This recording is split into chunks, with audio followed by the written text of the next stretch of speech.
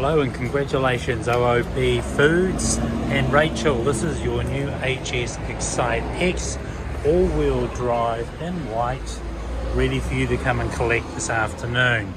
What I'm going to do is take you through a few aspects of the car. So first things first, it's going to come with 2 remote controls or 2 keys.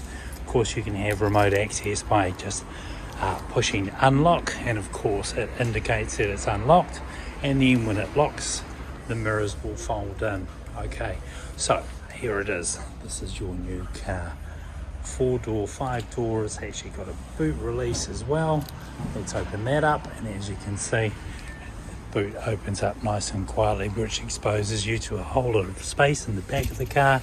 A nice little comfortable pocket here, a slider so you can cover anything that you might want to protect, and of course underneath here even more storage. And further than that, I'm going to take it even further, you're going to find a spare wheel underneath there, along with all the accessories required to change a wheel. But remember this car is going to come with a 7-year warranty and a 7-year roadside assist. All I've done is push that button, and of course the next thing you're probably going to need to know is how to operate the car. So all-wheel drive, it's going to help you out there on the road. Push button to open up the back of the car, so it's going to expose you to the fact that you're going to have to use 95 at a minimum fuel in this vehicle. Okay, let's have a look at the passenger side first, and the rear passenger sides. There's ambient lighting all through the car. It's in a blue colour. You'll see that through. I really love the finish on the car. As you can see, it's got exposed stitching all the way around in red. Please accept some gifts from us here at Tristram. MG have also kindly offered you something inside there from the CEO of MG Australia New Zealand, and then of course from Tristram European you'll find some valuable accessories that help operate this car whilst you're in there. You'll see some ports down the back there for some back seat passengers. There's plenty of space in here, and then of course in the middle console we've also got a handy finish of some other areas which might come in handy again for back seat passengers. Right, let's continue on. We'll start going into the passenger side of the car. To operate or open the car, it's a proximity key, so if you've got your key in your bag or your pocket, all you do is push that button and you'll see that it's locking. And to unlock the car, push that button again and it'll unlock it, so you've got access into it. Now it's got what they call a trophy finish, hence the trophy badge. The finish on here is spectacular, so you'll start seeing that. You'll see that through the elements of the car and the design. It's very European in styling. In fact, it was a JV between Volkswagen and MG originally, or SEAT Motors, and so you'll see elements in here that may remind you, if you've had a European car, of a European car. Inside the glove box you'll find the service manual and the manual, which will come in handy for you when you require it. If you require it again, leave that in there for servicing. You've got a number of with the infotainment system up here. You've got your all-wheel drive lockup. You've got your release on this side here to release the boot, and then of course there's plenty of storage here. And if you're having a coffee in the morning and a place to store your cell phone, you can put that inside there. But I'll show you that from the driver's side just now. Okay. So as I said, 2 keys, all-wheel drive, HS. The most popular cars on the market, 7-year warranty, 7-year roadside assist. Again, I'm entering the car, so from this side the first things I see is my window controls, my mirror controls, and then of course my door lock controls. My vents, that's all set up. Handy little spot in here for say some change, your start stop button, your wipers, and then of course onto the steering wheel.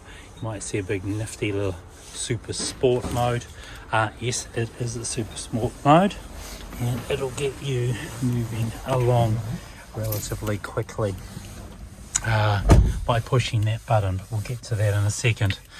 Right, so the first things I'm going to do, you'll notice, is that we've got a split diagram up here inside the dash, which is going to light up Once I hit this button here, say welcome to MG, it's going to analyse everything that's going on in the car currently, including the fact that it's in park. It's only travelled a total of 126 kilometres. It's a brand new car, currently 14 degrees outside, and it's 10:38.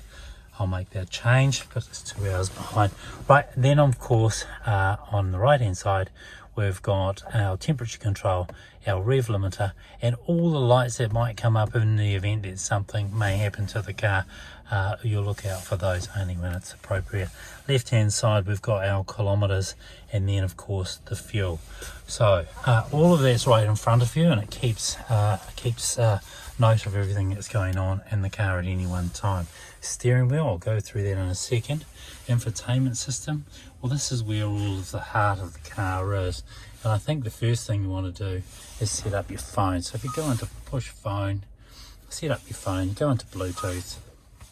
Whilst we're in Bluetooth, ultimately what we want to do is find this code, so MGBT A546. That will set up your phone, and then you'll be able to Bluetooth into anything, including like your contacts. So your contacts are in here, that'll automatically sync. I've set that up for you, and then that'll keep you moving along. Now you'll look at these little toggles down the bottom here. If I push the one that looks like a house, in fact it is your home, it changes the infotainment screen. So at the very top you'll see not only the temperature, the time, you'll also see your controls for the heater, right from your auto modes through to your air conditioning, hot, cold, and of course fan speed, high and low. Below that we're going to see our car, and this is the information on the car. So by pushing this one here, what it's going to do is give us some maintenance modes, some driving assist modes, and I can put that into speed assist. We'll leave that up to you. But different modes: rear driving assist, collision modes, lane assist modes. They're all set up for you currently right now, so you can make those changes as you move along. Ambient lighting is all set up. Follow me home, find my car, that's the honking and the horn and the lights. Your high beam, auto high beam is on. So when you go into an area later on in the evening and you're driving along, when it doesn't detect anything in front of you, it will turn the high beams on, and then as it detects something, it'll drop them back to a factory setting. Okay, so again, going back to the home station here, will give us our navigation. It'll also give us our heating, and then you can go right into that and just move the heat around, up and down just on your feet, and then your fan speed. You can also make changes on the right hand side here just by toggling up and down. Pretty cool car, because as I say, you can sync that to the other side as well, or unsync it and have your own individual. And again, just moving through there, it changes everything right down to whatever your setting is. I'm going to put it into auto for now and let the car do all the work, and so you might want it at 22. By the time you get there it's 3:30. I'm sure of cooling down on the day, and then let's just put it onto this mode here. So coming out of that, and I can, as I say, I can go into the house mode or the home mode. I can go into the car mode, the fan speed, your rear demister on the for the rear window, and then of course your front demister. You've got your volume controls here, just like you have on the steering wheel. Now on the right hand side here, I've got my light controls. I've set that on auto, and then of course just below that I've got my setting controls for my cruise control, and of course setting the distances between me and the car in front. If I was to look down here, I can see a number of different things. So I've got obviously my gear shifter, my mode. Now modes are something that would come up in the event that you wanted to change it. So I'm going to put it into sport mode. Of course, sport mode comes up on, well, sport mode will come up here on the screen. I can touch it and change it if I like, and then of course put it in sport mode. Now what it does when it goes into sport mode is it activates the system to hold it in the gear longer. It'll drop it down in gear, it'll be more responsive. In normal mode, it's your normal driving conditions. You can individually change it to you, but I can't imagine you'll be putting it on a racetrack anytime soon to individually change that. Whilst we're also here, then of course you've got a descent mode here. This is for you if you just happen to be out driving, say in the grass or on a decline. You might want to put it into that, but again, that'll come entirely down to you at the moment that you're in it. And then you've got a locking four-wheel drive mode. It's in all-wheel drive all the time, so yeah, effectively you wouldn't need to use that if you don't need to. So four-wheel drive lock is on. So again, that's designed for your own safety.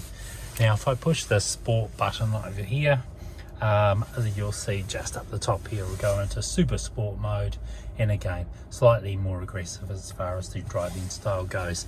The dial changes inside there a little bit as well. If I push it again, it goes back to sport mode, and then if I go down to my modes down here, I'm going to put it into a more normal mode. I can do that too just by toggling through normal or eco. Eco is going to be more efficient for you as you drive along anyway. Okay, so if you haven't already noticed, on the back of the steering wheel are shifters. On the right hand side is a plus, so it takes it up a gear, and on the left hand side it takes it down a gear. So that's downshifting, and the right one is upshifting for more speed. Not that I'm asking you to speed, but ultimately it just gives you some slightly better controls over the car if you are trying to use it slightly manually, for instance. Okay, so here we are right down to sort of the last end of it all. What we do here is I call this my library on the right hand side. What it does is it gives me a difference between, and as I toggle through, it gives me some elements of the car that I might find important. And in this particular case, it's the distance control between me and the car in front. And once I set that up through my cruise control, I can actually change the distance by toggling through here, and that's just going up and down